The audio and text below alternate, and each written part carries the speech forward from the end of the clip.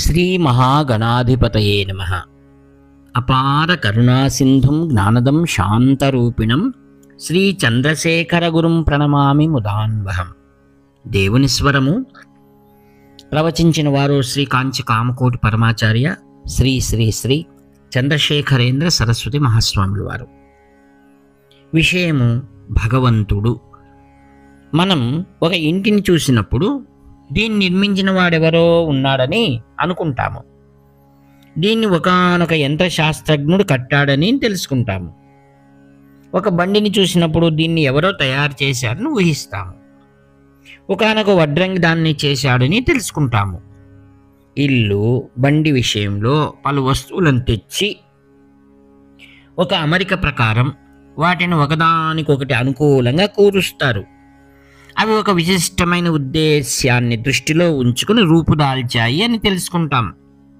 ఇల్లు కానివ్వండి, బండి కానివ్వండి, దానికది అనుకోకుండా ఆకస్మికంగా వచ్చి పడలేదు. ఒక ఉద్దేశంతో ఒక విశిష్టమైన బుద్ధిశక్తి దీన్ని సృష్టించింది అని మనకు తెలుస్తుంది. పలు వస్తువులు ఒక క్రమంలో అమర్చి ఒక చోట పెట్టబడితే దీన్ని చేసిన వారు ఒకరు ఉండి ఉంటారు అని మనం ఊహిస్తాము.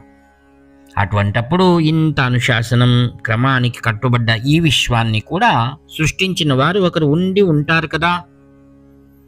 వివిధ వస్తువులను వివిధ విధానాలుగా కలిపి అమర్చి పలు ఉపయోగకరమైన వస్తువులను ఉత్పన్నం చేసే ప్రకృతి వంక, అట్లాగే ప్రాపంచిక జీవనం వంక మనం దృష్టిని సారించినప్పుడు ఒక ప్రయోజనంతో ఈ వస్తువులన్నీ సృష్టించబడినాయని, వీటిని నడిపించే ఒకానొక శక్తి ఉండి ఉంటుందని మనకు స్పష్టమవుతుంది.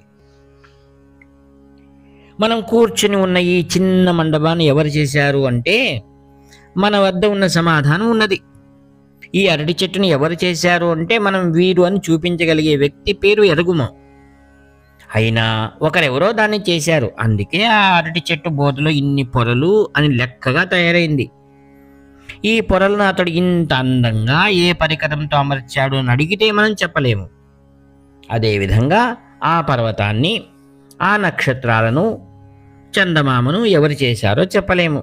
కానీ ఇవి చాలా చాలా కాల క్రితం చేసినవి కనుక ఎవరు చేశారో ఎట్లా చెప్పగలము అని అడగవచ్చు. సరే, ఈ గులాబీ పువ్వు అరటి చెట్టు కన్నా కూడా కొత్తగా కొద్ది సమయం క్రితమే వచ్చింది. ఈ క్రితం రోజు ఇది చిన్న మొగ్గ, ఇప్పుడు ఇది అందమైన పువ్వుగా అయింది. ఇందులో 100 రెక్కలు ఉన్నాయి. ఒక్కొక్క రెక్కలో సూక్ష్మమైన సిరలు అనగా నాళాలు ఉన్నాయి. సువాసన కూడా వస్తుంది. ఇది మన కట్టెదుటే విచ్చుకున్నది. కానీ ఈ పువ్వును చేసిన వ్యక్తిని మనం చూడజాలము. మనిషి సమర్థుడు, అన్నీ ఎరిగినవాడు అని మనం భావిస్తున్నాం. కానీ ఒక అడవి జంతువు చెన్నై నగరంలో ప్రవేశించి అన్నింటి వంక వింతగా ఏం చేస్తున్నదో ఏమి అర్థం కాకుండా తిరుగుతున్నట్టే మనం కూడా ఈ లోకంలో ఉంటున్నాము. మనిషి కన్నా ఎక్కువ సమర్థుడు, నిపుణుడు అయిన వారెవరో మనిషిని ఇట్లా చేసి ఉంచాడు. గులాబీలన్నీ పూసేది ఒక సమాన ధర్మం ప్రకారమే. అన్ని పర్వతాలు నిలిచి ఉన్నది అదే సమాన ధర్మాన్ని బట్టే. ఆ నక్షత్రాలన్నీ తిరుగుతున్నది ఆ సమాన ధర్మాన్ని అనుసరించే కనుక వీటిని అన్నింటినీ చేసిన వాడు ఒకే యంత్రజ్ఞుడు. జగత్తంతా ఒకే కార్యకారణ సంబంధంతో ఏకరూపమైన సమాకృతిలో కట్టుబడి ఉన్నందున ఇదంతా చేసింది ఒక్క బుద్ధిశక్తే అనేది తేటతెల్లమవుతుంది. తాను సమర్థుడనని తలిచే మనిషి తన చుట్టూ ఉన్న దాన్నంతటిని తయారు చేసిన అత్యంత సమర్థుడి గురించి తెలుసుకోవాలి. ఎందుకంటే ఆయన సర్వసమర్థుడు మాత్రమే కాదు, చాలా మంచివాడు కూడా. వీటిని కల్పన చేయటం, సృష్టించడమే కాక అతడు గొప్ప దయాశీలి అయి వీటిని రక్షిస్తాడు కూడా. మన సమర్థత ఏమిటో అంతా ఆయన ఇచ్చినదే అని గుర్తెరిగి ఆయన్ని ప్రార్థిస్తే మనకు మంచిని చేస్తాడు. ఆయనే భగవంతుడు లేదా ఈశ్వరుడు అనబడేవాడు. మన సమర్థత కూడా ఆ పరమాత్మకు సంకేతమే. ఒక దొంగను పట్టుకోవడానికి కాళ్ళ అడుగుల జాడను బట్టి వెళ్ళినట్టే మన హృదయాలను దోచే ఈశ్వరుని అడుగుజాడలు విశ్వమంతటా నిండి ఉన్నాయి. మన సామర్థ్యం కూడా ఆయన పాదముద్రే. ఈ సమర్థతలన్నింటినీ ఒక ఆధారము, ఉంటుందని అది చూపిస్తున్నది కనుక అది కూడా ఒక పాదముద్రే. మనల్ని చేసిన వాడు ఒకడు ఉన్నాడని గుర్తుపట్టేందుకు ఒక లక్షణ చిహ్నం మనమే. మన అరచేతుల మీద ఆయన గీసినంత వైవిధ్యంతో మనం గీతలను గీసుకోగలమా? ప్రశ్న.